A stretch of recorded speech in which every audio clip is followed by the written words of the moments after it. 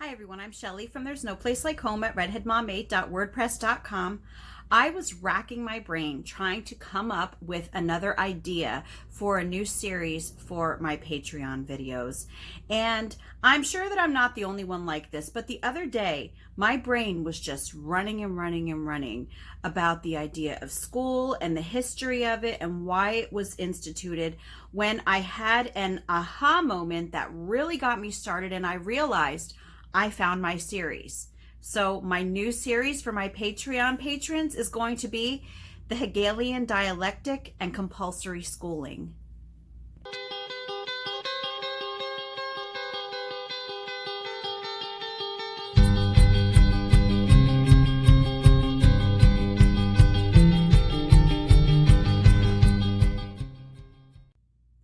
I remember the first time that I heard the term Hegelian dialectic, I was thinking, what in the world is that? But when I looked it up to see what it was, I realized that it is actually something that I have been very familiar with. And simply put, what Hegelian dialectic means is problem, reaction, solution. An authority figure of some sort, very typically a government, but not always, will deliberately begin a problem, unbeknownst to other people. They don't, advertise that they're going to make this problem. This is something that they actually will pretend was not a problem to begin with, or that they had nothing to do with it. But what they will actually do is they will deliberately start a problem. And that problem will induce a reaction from people. And the problems that are started are very calculated. And so when they are putting these problems in place, they are looking for a particular reaction from a group of people. And what the reaction will always inevitably lead to is the group of people who are reacting will then turn to that entity that began the problem in the first place, but people don't know that. They will turn to that entity and they will look to them for help. They will look to them as their saviors. They will look to them as the solution. And that, it is something that you see going on over and over again in the world today. So as I was thinking about this with compulsory schooling, I was actually, just pondering this whole idea of problem, reaction, solution, and compulsory schooling. And I realized that it really does fit, and it fits in so many different areas with compulsory schooling that I knew that if I tried to put everything in one video, that I would be talking for like 45 minutes. So what I decided to do was I am actually going to break it up into 3 separate sections. And so what I'm going to be talking about is, first of all, conditioning the masses. Second of all, dissolving the family unit. And third of all, censoring truth. And who knows, I might actually end up coming up with some other add-ons for this series, but as of right now, it's going to have 3 sections. But just to get you started thinking about this whole thing, I just really want you to think about compulsory schooling. So if you likely know what the history of compulsory schooling is. It wasn't put in place as some philanthropic idea that the government had, to educate people. By now, I think a lot of people, at least people who visit my channel, realize no, that's not why education was actually started. School was originally designed to create factory workers and also to just create obedient citizens.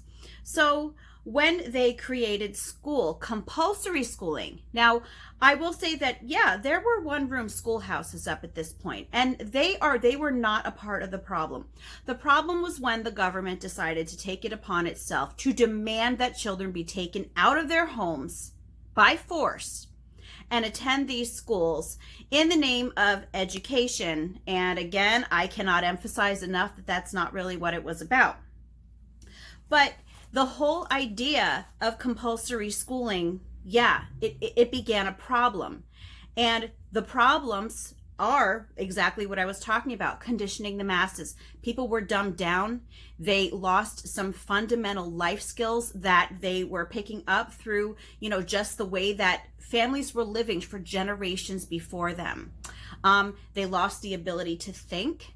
They lost the ability to have confidence in their own intelligence. On top of that, the family unit was being dissolved because family was no longer central. Once kids were taken out of their homes, they didn't have that whole intergenerational aspect of being raised anymore, and they were not learning a lot of the things that were fundamental to the history of their family and really of how this country began to begin with. So the dissolving of the family unit, yes, is another part of the problem of compulsory schooling. And then we get to the part of censoring truth in compulsory schooling, because yes, if the truth about many things is actually known, they're afraid that people are going to start rebelling. And so what happens is, there is a reaction to the conditioning of the masses and to the dissolving of the family unit and to the censoring of the truth. The reaction to these problems is that, people stop thinking for themselves, and they will, as I mentioned before, they're starting to lack confidence in themselves. They no longer have critical thinking for themselves, and people around them are noticing that there is a lot of nonsense going on, and it seems like people honestly have no common sense left. And then you have the family unit. The reaction is people see that there are so many families that are breaking apart. Juvenile delinquency is becoming huge. Divorce is becoming huge.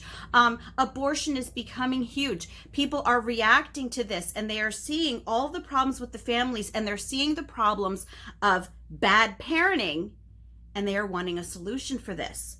And then, as with censoring truth, you have the reaction of censoring truth. People no longer realize what truth is. And so when they are actually faced with real truth, they fight against it. It's called cognitive dissonance, and they fight against it because it makes them uncomfortable. So where does the solution come in? Well, with the conditioning of the masses, when people see that there is no common sense left, very often they turn to the schools. We need to put kids in school for longer. Let's start their school years earlier. Let's make the school days last longer.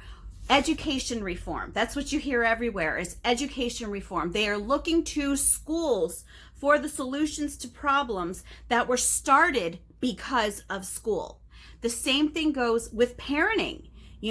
People are seeing that the family unit is dissolving. They are seeing that there are a lot of really bad, really neglectful parents out there. And so what they're doing is they are looking to the schools to be the solution. They are saying things like, well, if you send the kids to school, at least they are away from their parents for that amount of time. But the fact is that what people don't realize is that they are sending these children to the very institution that generations ago began the root of what we see going on in our society today with the dissolution of the family unit. And the last thing is just the censoring of truth. When people are faced with things that go completely against everything that they were taught in school, because once again, school doesn't always teach you the truth about everything. So when people start being faced with other ideas that don't match up with what they are learning in school, they again turn to the school and they start demanding that this information would be impressed more and more upon the students, because they don't want people, having access to these zany ideas, which very often have more truth to them than what is being taught. So as you can see, this is why this isn't something that I can talk about, all in one video. It's really, I think it's going to be so much easier for me to break it apart in these 3 sections. And again, possibly more if I think of something else. But in the meantime, I want you to just think about this and just ponder just the whole notion that, yes, compulsory schooling, while, we never know, it might not intentionally be part of the Hegelian dialectic, but, I highly doubt that, especially when you look into the other history that goes right beside compulsory schooling, like the women's liberation movement. Yeah, I'm going to be talking about that too. And sometimes we need to realize that our history is a lot more sinister than what we would like to believe. Anyway, that's all that I have for you today. If you like this video, give it a thumbs up. If you haven't subscribed yet and would like to hear more of what I have to say, I would love if you would do that. If you have any questions or comments, you can leave one over on Instagram because YouTube has disabled my comments. And if you like my work and would like to check out my Patreon page, I will leave that link in the description box as well. And I hope you have a great day.